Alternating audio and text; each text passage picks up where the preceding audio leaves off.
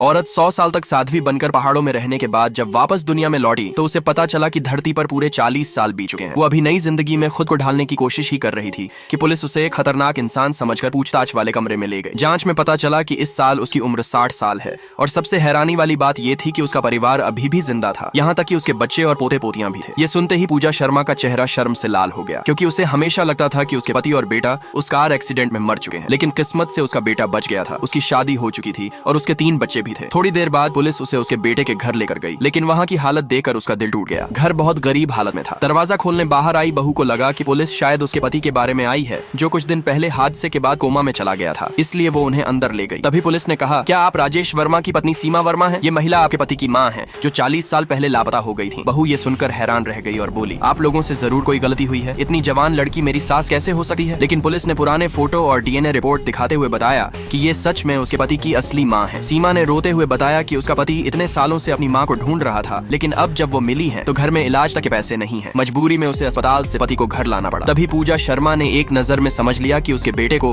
Brain haemorrhage हुआ है और उसका शरीर बहुत कमजोर हो चुका है। बहू के बाहर जाते ही उसने गुस्से में बेटे को डांटना शुरू कर दिया कि उसने अपनी सेहत का बिल्कुल ध्यान नहीं रखा। लेकिन अगले ही पल उसकी आंखों से आंसू बहने लगे, क्योंकि उसका बेटा सिर्फ पैसों की कमी की वजह से अस्पताल छोड़कर घर लौट आया था। लाइक सब्सक्राइब कर देना, भगवान आपको बहुत खुशी देगा।